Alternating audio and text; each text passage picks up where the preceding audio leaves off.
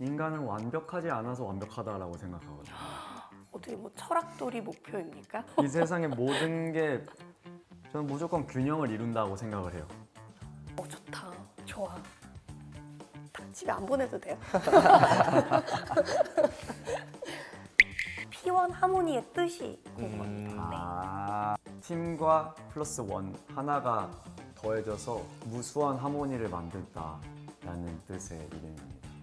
솔직히 원할머니 보쌈이라고 하는 사람들 있죠? 그렇죠? 이미 데뷔하면서부터 원할머니 보쌈 먹방 한번 찍으셨나요? 이지영의 어른을 위한 드디어 인문학. 안녕하세요. 이정 오피셜의 이정입니다. 드디어 인문학으로 오랜만에 인사드리는 것 같아요. 드디어 인문학은 우리가 일상 속에서 고민하는 윤리적 문제들을 실제 어떤 철학자들이 어떻게 이야기했는지를 통해서 철학과 인문학을 깊이 배워보는 시간입니다. 여러분들이 그동안 잊고 있었던 철학 공부의 즐거움을 이 영상을 통해서 또 느끼셨으면 좋겠어요.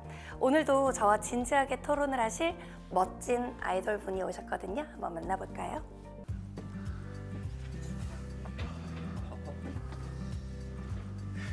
왜 살짝 긴장되지?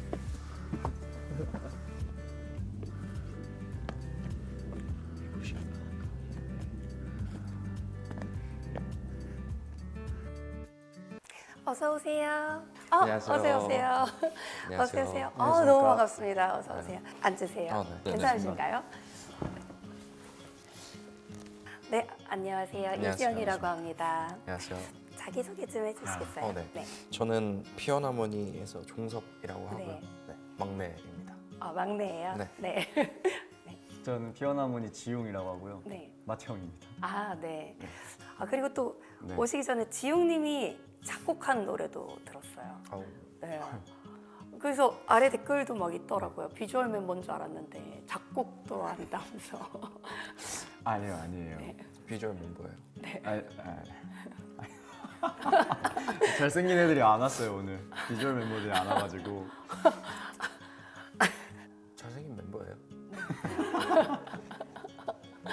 제가 그래서 좀 뒷조사를 해봤거든요. 네, 일단 종성님이 독서를 좋아하신다고 써 있더라고요. 맞습니다. 그리고 또 철학책을 읽으신다고 하더라고요. 집에 사실 어릴 때 집에 책이 워낙 많기도 했었고 그냥 글 읽는 것 자체를 너무 좋아하다 보니까 지웅님은 네. 평소에 어떤 거에 가장 관심이 많으세요? 제가 작년 1월부터 명상을 시작했거든요. 명상. 네, 그래서 지금까지도 계속 명상을 하고 있는데 요즘 좀 더 빈도수나 명상 자체에 좀 질을 올리고 싶다 싶어서 좀 더 많이 하려고 하는 것 같아요. 보통 명상을 하면 진짜 바닥에 있는 생각들도 결국엔 나오고 하는데 있는 진짜 그대로 명상인데요, 바라보고 그게. 네. 그거를 하려고 하고 있습니다. 어떻게 뭐 철학돌이 목표입니까? 저도 철학을 되게 좋아해서 네. 그런 생각들도 좋아하고 그런 얘기하는 걸 되게 좋아해서 오늘 기대하고 왔습니다. 자, 그러면 진짜 본격적으로 좀 제가 철학 얘기를 좀 해보고 싶은데요. 네. 많은 고등학생들이 공부를 시작할 때 이제 윤리를 처음에 이렇게 접해요. 세상의 모든 것이 하나의 정답만 있는 건 아니다. 다양한 정답지가 있을 수 있고 그 중에 무엇을 선택하든 내가 이 원칙을 계속 지켜나갈 수 있느냐를 우리가 찾는 것이 되게 중요하다라고 하면서 제일 처음에 이 질문을 던져요. 자, 너무 유명한 열차 트롤리 딜레마라고 하는 딜레마예요. 나는 열차의 운전수예요. 즉, 이 열차를 운행하고 있단 말이에요.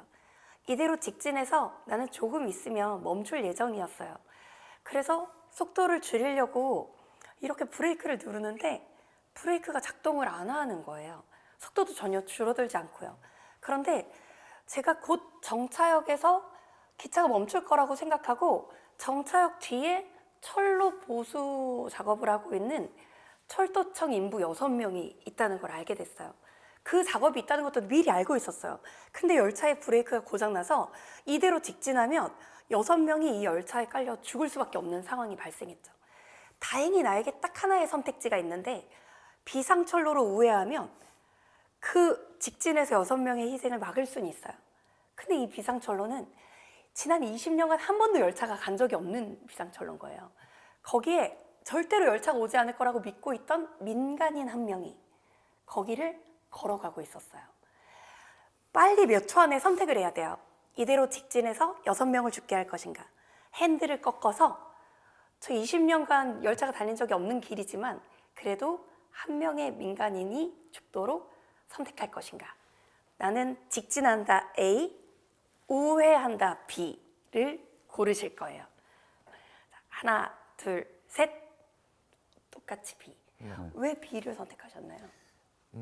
정말 그 비상철로라는 단어의 본질을 생각했을 때 20년간 뭐 한 번도 사용되지 않았지만 비상시를 위한 철로로 설계된 거기 때문에 사실 거기에 들어가 있는 민간인의 책임이 좀 더 크지 않을까라는 생각이. 네, 사실 뭐 비상시에 사용될 수도 있는 곳인데 뭔가 그동안 사용되지 않았다고 해서 그게 비상철로의 기능을 잃은 건 아니잖아요. 네.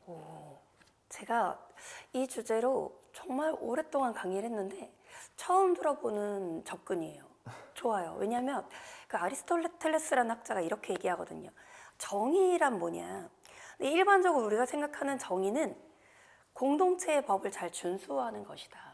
그러니까 법을 잘 지키는 것이 정의요, 법을 어기는 것이 부정이다, 이렇게 얘기를 했는데 이 비상철로에 진입하는 것 자체를 위법적인 것으로 접근을 하시는구나. 네. 네, 그럴 수 있어요. 좋아요.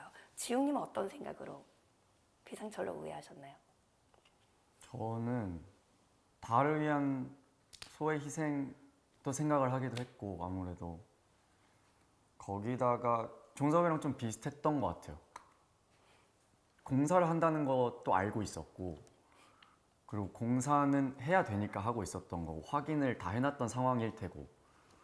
근데 민간인은 아무래도 뭔가 변수지. 너무 변수 쪽이지 않나 생각이 들어서 그렇게 선택하게 된 것 같아요.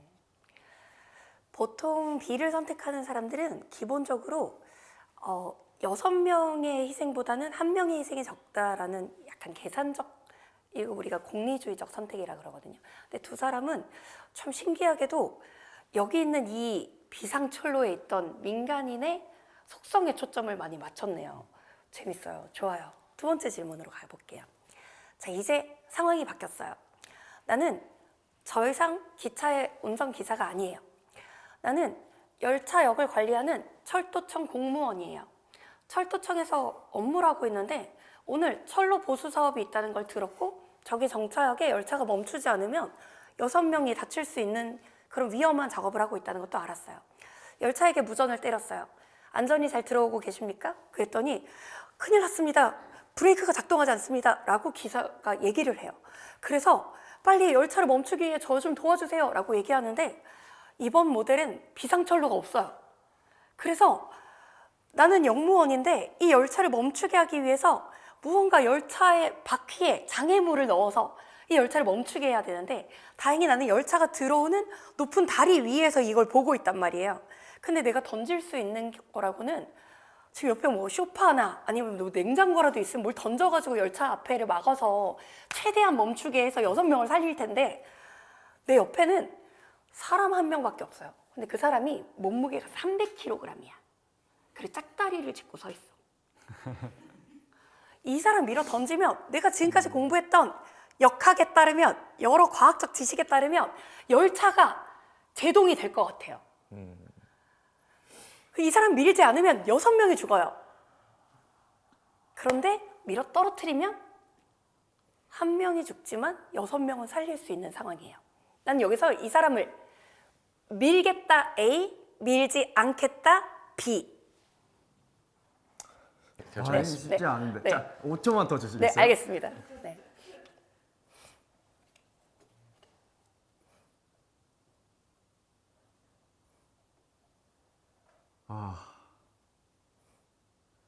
자,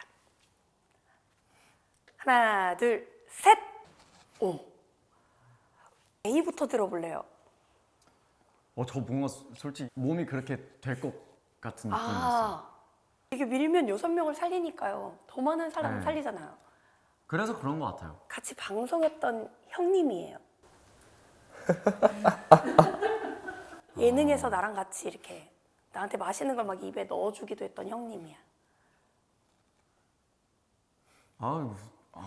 정말 어렵네. 그럼 저는 사실 밀지 않는다를 선택했던 이유가 죄책감에 대한 좀 생각인데 A는 뭔가 그냥 어쩔 수 없는 사고였다라고 자기 합리화할 수 있는 부분이 생기지만 B 같은 경우에는 사실 만약에 밀게 되면 어쨌든 그건 자기 선택에 의한 뭔가 어떻게 보면 살인이라고 생각하게 될 수도 있을 것 같아서 사실 저는 내가 느끼게 되는 죄책감에 대해서 좀 생각을 해봤던 것 같아요. 살인은 할 수 없다. 네. 맞아요. 네. 근데 그렇게 밀지 않고 6명 인부가 죽으면 그게 더 죄책감이 있고 내가 트라우마가 6명을 남을 살릴 것 수 있는 같아요. 기회가 있었는데 네. 아무것도 못했다. 그러지 내 못했다라는 눈앞에서 6명이 죄책감이- 죽잖아, 그치? 네. 그게 오히려 더 옥죄일 것 같은 느낌 그 이후에 차라리 하고 책임을 지고 내가 뭐 감옥을 들어가든 어떻게 되든 하는 게 낫다라는 판단했던 것 같아요. 그래서 내가 혹시 감옥에 가더라도 그 6명이 살았으면 난 그 정도는 감수할 수 있다. 멋있는데요? 네. 멋있는데요? 그럼 우리 옵션을 다시 바꿔봐요. 첫 번째 사례로 갑시다. 직진하면 6명이 죽어요. 그리고 핸들을 꺾으면 1명이 죽어요. 근데 그 1명이 나의 퇴근을 기다리는 엄마가 치킨을 들고 오고 있는 거였어. 거기 진입 금지인지 모르고 엄마가 치킨 봉다리를 들고 종사바지응 하고 이제 같이 먹자 하고 아들 퇴근하는 정차역 근처로 가고 있는 거였어요. 그래도 선택이 바뀌지 않나요?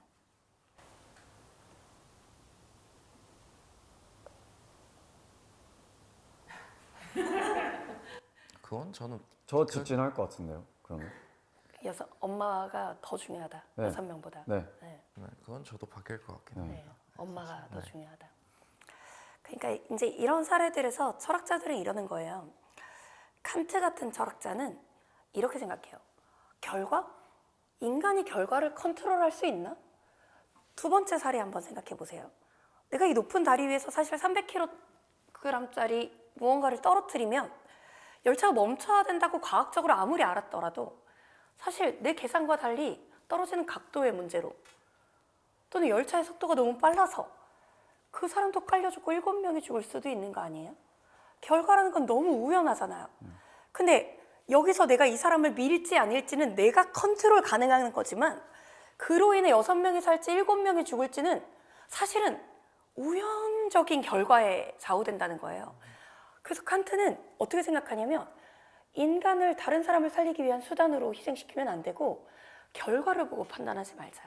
여기서 내가 할 수 있는 거, 내가 결정할 수 있는 나의 동기에 초점 맞추자. 얘기하는 게 칸트고 벤담 같은 철학자는 최소의 희생으로 최대 다수의 최대 행복을 가져올 수 있으면 그거보다 행복한 선택이 어딨냐. 하물며 인체 실험을 해서라도 인류의 불치병을 치료하는 약이 생기면 인체 실험을 해서라도 그걸 만들어야 되지 않냐. 그럼 여기서 1명을 희생해서 6명을 살릴 수 있는데 어떻게 그런 다수를 죽이는 선택을 할 수가 있느냐.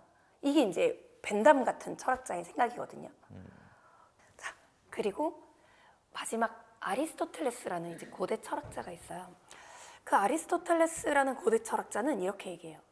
아니, 결과가 어떻든 동기가 어떻든 그게 중요한 게 아니라 내가 지금 누구를 해칠 수 있는지 그 사람과의 관계를 생각해야지. 내가 내 사랑하는 가족과의 관계, 가족 공동체도 제대로 지키지 못하면서 윤리를 논의하는 게 과연 맞나? 우리가 윤리의 목표가 냉혈한, 막 진짜 이성적으로 냉처럼 판단하는 사람을 만들고 싶은 게 아니라 나와 더 따뜻한 관계를 지킬 수 있는 그런 걸 가르치는 게 윤리 아닌가? 이게 이제 아리스토텔레스 생각이거든요. 그러니까 사실 첫 번째 사례에서는 일관성 있게 판단하려면 칸트는 이미 벌어진 상황은 어쩔 수 없는 거죠. 이건 내가 컨트롤 불가능한 것이었어요. 근데 내가 핸들을 꺾으면 그때는 내가 살인을 선택하게 되는 거라는 거죠. 그 한 명을 죽이는 걸. 두 번째 사례에서도 한 명을 죽이면 내가 이 사람을 살인하는 행위를 함으로써 불확실한 결과 어떻게 될지도 모르는데 이런 내 손으로 살인 행위를 한 거니까 이제 칸트는 그걸 하지 말라 그러는 입장이고 벤담이라는 철학자는 모든 경우에서 다수를 살리는 선택을 하는 거죠. 아무리 내 엄마가 또는 내가 친한 연예인 형이 있어도 무조건 다수를 살리는 선택을 해요. 아리스토텔레스라고 하는 학자는 상황 윤리라 그래서 그때그때 상황에 따라 인간 관계에 따라 내가 그 사람과의 관계가 어떻고 감정이 어떻고 내가 어떤지에 따라 봐야지. 잘 생각해 보세요. 높은 다리 위에서 내가 이 사람을 떨어뜨리는데 사실 이 높은 다리 위에 있는 철도청 공무원이 사이코패스였어. 그래서 6명을 살리기 위한 목적은 전혀 없었고 내 옆에 있는 사람 보면서 뭐야 왜 이렇게 뚱뚱해 이런 사람 없어졌으면 좋겠어. 그러니까 죽어라 닌겐 하고 민 거였을 수 있다는 거예요. 그럼 결과적으로는 한 명이 죽고 6명을 살릴 수 있지만 나는 너무 냉혈한 이였잖아요. 이때 이 감정이 도덕적으로 칭찬받을 감정이 아니었다 이거예요. 그러니까 그때그때 감정을 봐야 된다는 거죠. 자, 그럼 우리 선택지를 한번 바꿔봐요. 자, 자율주행 자동차를 사게 됐어요. 네. 전 세계에서 가장 성능이 좋은 그것도 이제 막 슈퍼카에 자율주행 기능까지 다 된 그게 내가 해외 투어 보너스로 회사에서 한 대씩 쫙 뽑아줬어. 그래가지고 자율주행 하고 있는데 이 자율주행 자동차가 아주 독특하게도 원래 그냥 정상시에 다 자율주행을 하는데 비상시에 옵션이 있는 거예요. 자, 자율주행 상황인데 교통사고로 피할 수 없는 어떤 장애물을 만난 거예요. 이 자동차가. 그럼 이 자동차에게 선택 버튼이 떠요. 운전자 자신을 희생하고 6을 살리겠습니까? 아니면 이 사고 6을 죽는 한이 있더라도 운전자 자신을 선택하겠습니까? 이렇게 선택을 해야 되는데 내가 이대로 생존 버튼을 누르면 나만 살아요. 근데 그로 인한 피해는 계산하기 어려울 정도로 클 수 있어요. 근데 여기서 희생 버튼을 누르잖아요. 그러면 나는 필연적으로 죽어요. 그리고 모두를 살릴 수 있는 상황이에요.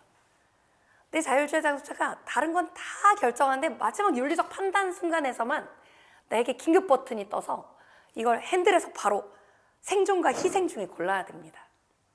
A가 생존, B가 희생입니다. 할까요? 이렇게 깊이 고민하시다니. 하나, 둘, 셋. 오! 생존. 살아야 돼요. 아, A를 고른 이유가 궁금해요. 사실 그 정도로 내가 정말 몇 초 안에 내가 죽을 것이냐 아니면은 다른 사람들이 죽을 것이냐를 선택하는 기로에 섰을 때 희생이라는 선택지를 고를 수 있는 사람은 그렇게 많지 않을 것 같아요. 맞습니다. 왜냐면은 어쨌든 인간은 정말 급박한 상황에 놓였을 때는 그래도 내가 살아야 되지 않을까라는 생각을 먼저 하게 될 것 같기는 합니다. 누구나 급박한 상황에서 정말 몇 초 안에 선택해야 될 땐 자기 보존 본능이 있을 것이다. 네. 네. 네, 저도 딱 그거였고 네. 그 급박한 상황에서 한 명 주먹이 날라올 때만 해도 자기도 모르게 이렇게 하는데 그 급박한 상황에 생명이 연관되어 있다라고 하면은 주저없이 누를 것 같아요, 솔직히. 주저없이. 네, 생존을 이 피해 입을 사람들이 나와의 인간관계가 연결되어 있지 않은 사람들이라면 그렇게 누를 것 같고 전 사실 인간은 이기적이라고 생각을 해요. 제가 이기적이라서 그거를 생각하다가 인간은 이게 태어났구나를 생각해서 그렇지 않을까 생각했습니다. 가끔 내가 이타적인 존재가 아닐까 생각하는 순간들도 있기는 하잖아요. 있는데 왜 그런지 모르겠는데 그것마저도 좀 합리화를 하게 되는 것 같아요. 이타적이라고 하면 뭐 예를 들어서 봉사활동을 간다거나 했을 때도 과연 내가 이 유기동물이라던가 이 사람들을 진정으로 온전히 위해서 이것을 하는 것인가에 대한 생각들을 많이 했었는데 내 마음이 편하려고 또는 내 마음이 뿌듯하려고 그래서 결국에는 내 자존감이 올라가려고 하는 일일 수도 있겠다라는 생각이 든 이후부터는 과연 100%의 이타심이라는 게 있을까라는 생각이 들기는 했었어요. 그 사실 그 유명한 순자가 한 말이 있어요. 인간이 태어날 때 본성을 보려면 갓난아기를 보면 되는데 이 갓난아기가 배고플 때 어머니 먼저 드시지요 하고 응애하고 울지는 않는다. 먼저 자기 입에 가게 돼 있는데 이게 누구나도 태어날 때 다 그렇게 태어나는데 인간의 본성이 과연 이타적이고 선하다라는 게 말이 되냐 이제 이런 얘기를 하는 게 있었거든요. 그렇구나. 그러면 생존율이 높은 자동차를 비싼 돈을 주고 구입할 가능성이 크겠네요. 그럼 여러분들이 이제 이런 자율주행 자동차를 만드는 CEO예요. 네, CEO예요. 그래서 우리 비싼 차, 몇 억짜리 차를 구매하는 우수 VIP 고객들이 어떤 상황에서도 생존율이 높아지도록 자율주행을 설계를 했어요. 근데 이게 나중에 몇 번의 운행 과정에서 밝혀진 거예요. 뭐가 밝혀졌냐?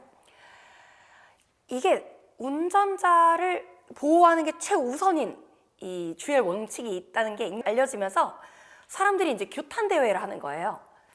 이제 여러분은 CEO인데, 그래서 나는 지금까지 좋은 차를 많이 팔고 있었어요. 아주 성공한 자동차 회사의 CEO예요. 근데 시민들이 인격을 존중하지 않는 자율주행 원칙 폐기하라, 폐기하라 하면서 막 시위를 했어요. 그래서 여러분이 청문회에 불려나갔어요. 큰 사업을 하는 걸 알고 있는데 혹시 자율주행 원칙상 운전자의 생존을 최우선으로 하느라 더 많은 피해를 만들어내는 걸 알고 있었냐? 하고 막 많은 국회의원들이 물어봐요. 그렇게 해서 답을 하라고 하죠. 너희가 이 자동차의 운행 원칙을 다수의 사람을 살리는 쪽으로 바꾸면 이 회사의 영업을 계속할 수 있게 해주고 바꾸지 않으면 영업정지를 2년을 때리겠다 이렇게 얘기를 하는 거예요. 근데 이 영업정지 2년이 정말 큰 매출이에요. 네. 어찌 보면 이 회사가 2년 동안 영업정지 되는 동안 직원들도 다 나가고 망할 수도 있어요.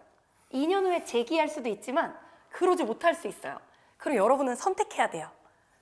운전자 생존을 우선하는 원칙을 포기할 것인가? 그리고 나는 계속 사업을 해나갈 것인가? 아니면 영업정지 2년을 감수하고도 내 차를 사준 고객들의 생존율을 높이는 걸 계속 고수할 것인가?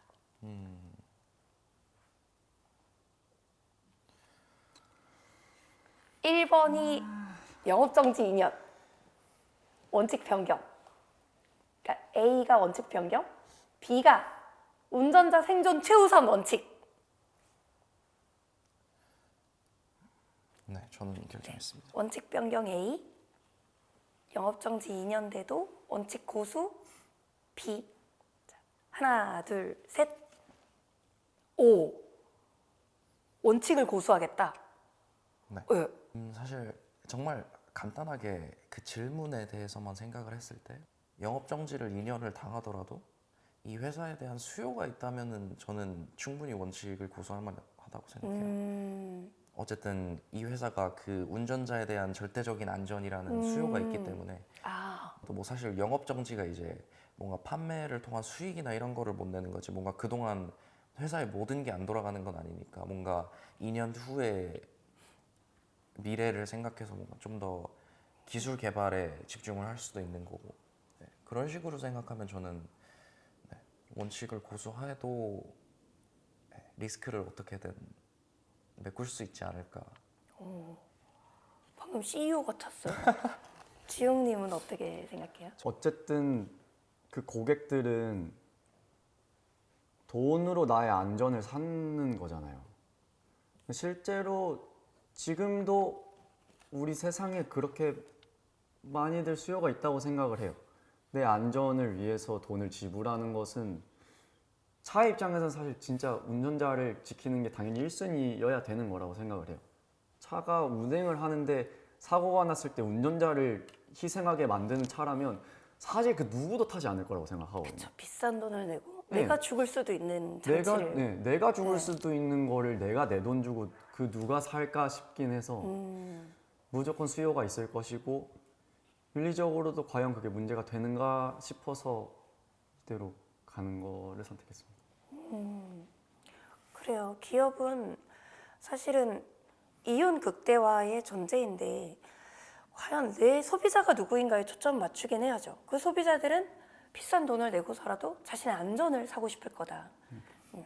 만약 이 청문회에서 받아들여서 영업 정지가 안 되더라도 그럼 사람들이 그럼 쟤네 차 타면 이제 내가 죽을 수도 있는 거잖아 라는 생각에 안 살 것이다. 좋아요. 어때요? 이런 질문들 괜찮아요? 재밌어요. 재밌습니다. 그래요? 네. 근데 제가 되게 깜짝 놀랐어요. 상당히 생각을 깊게 하는 편이에요. 네. 좀 성격상 저는 네. 그런 것 같아요. 원래 뭔가 하나의 질문에 대해서도 좀 다양하게 좀 생각을 해보는 편이라서 어쨌든 이제 옛날에 철학자들도 얘기하는 뭔가 논제들을 보면은 이제 계속 뭔가 서로의 모순을 찾아내고 거기서 더 뭔가 새로운 이론이 나오기도 하고 그러다 보니까 사실 신기하다. 지웅님도 이런 것들을 생각해 보는 것들을 원래 좋아하는 편인가요? 네, 엄청 좋아하고 사실 거의 24시간 하고 다니는 것 같고 뭔가 삶의 의미라던가 그런 쪽으로 좀 많이 고민을 하는데 저 보통 의문 하나가 들면 보통 한 3, 4일 동안 생각하고 정리해서 적어놓거나 하는데 지금 굉장히 그래서 쉽지 않아요. 바로바로 선택하는 게. 네. 근데 그래서 더 재밌는 것 같아요. 네. 그래서 예전에 나오셨던 분들도 녹화하시면서 엄청 좋아하더라고요. 왜냐면 이게 녹화에서 이렇게 철학적인 고민을 해보니까 너무 재밌다고 하시더라고요. 근데 저는 약간 이런 질문을 던지면서도 어떤 생각이 드냐면 이 세상에 정답은 없어요. BC 5세기의 철학자인 프로타고라스라는 철학자가 있었는데요. 그 사람이 이렇게 얘기해요. 그것이 너에게 나타나는 대로는 너에게는 그대로 의미가 있는 것이고 이것이 너에게 나타나는 대로는 그대로 또 다른 의미가 있는 것이다. 누구 하나가 객관적이고 보편적 답을 가진 게 아니라 너에게는 너의 인생이 그것이 정답이고 너에게는 너의 인생이 그것이 정답이다. 이렇게 얘기하는 측면이 있는데 사실 우리 누구도 인류가 공통적인 어떤 해답을 가지고 있는 단 하나의 무엇이 있어서 그거에만 따르고 그걸 따르지 않는 모든 건 오답인 세상을 살고 있지는 않거든요. 그래서 같은 시대 고르기아스라는 철학자는 이렇게 얘기해요. 아무것도 존재하지 않는다.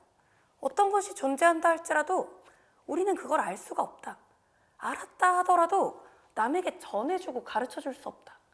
이렇게 말해요. 왜냐하면 뭐가 옳은지에 객관적 기준이 없고 이 사람도 옳을 수 있고 이 사람도 옳을 수 있다는 거예요.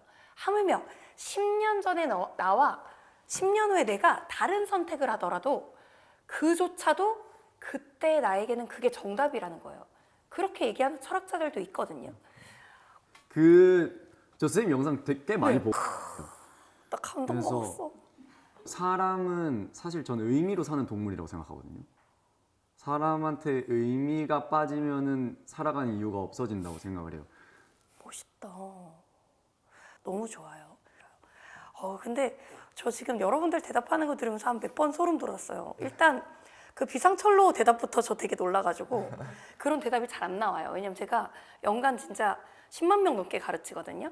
근데 그 비상철로라고 하는 건 진짜 유사시에도 들어갈 수 있었던 철로라서 거기 들어가는 게 문제가 있다라는 얘기는 학생들한테 거의 들어본 적이 없는 대답이라 오히려 그 비상철로의 진짜 본질에 주목하니까 상당히 좋은 답이 나왔던 것 같아요. 그때도 또 소름이 한번 끼쳤고 그 영업 정지 당한 기간 동안 연구 개발한다는 것도 뭐 하는 사람들이지 이 사람들? 뭐야? 제가 평소에 많이 못 들어봤던 대답들이고 생각이 깊어. 아주 유니크하게 깊어. 그래서 유니크인가 노래가. 혹시 새로 나오는 타이틀곡 한 통만 조금 가능할까요? 뭐 해야 되지? 감- Not too unique. 이게 다예요. 아 유니크였죠. 네, 노래 이게 제목이. 이게 다라서. 자 그러면 마무리하면 될 것 같거든요. 아 그래요? 네. 근데 벌써 끝날 줄 몰랐어. 집에 안 보내도 돼요. 이게 제가 솔직히 말씀드리면 늘 교과서에 정해진 5개의 답 중에 하나를 고르게 하고 막 거기서 총점이 높은 거를 뭐 등수를 매기고 이렇게만 사고했던 제자들과는 또 완전 다른 접근을 해요. 더 좋아요. 더 열려있는 느낌이에요. 이게 저는 앞으로 미래에 필요한 사람들이 남들이 다 정형화된 방식으로 생각하는 사람 말고 진짜 완전 다른 방식으로 접근할 수 있는 사람? 완전 문제를 비틀어서 볼 수 있는 사람들이 필요하다고 생각했는데 아 이런 접근을 하는 사람들이 있구나라는 그러니까 뭐 신기한 생명체라는 거죠. 네, 뭐 제가 좋아하는 존 듀이라는 미국의 철학자가 있어요. 그 철학자가 이렇게 얘기해요. 정해진 정답과 정해진 목표는 없다. 조금이라도 어제보다 나은 사람이 되고 조금이라도 어제보다 내가 더 선한 사람이 되려고 노력하는 그 과정 자체, 성장 자체가 삶의 진짜 목적이다 라고 얘기하거든요. 약간 그런 것들을 얘기하면서 이렇게 점점 더 윤리적인 생각이 깊어지는 걸 느끼면서 너무 좋았습니다. 나중에 또 앨범 나올 때 또 나와 주시면 언제든 좋겠어요. 불러주시죠. 네.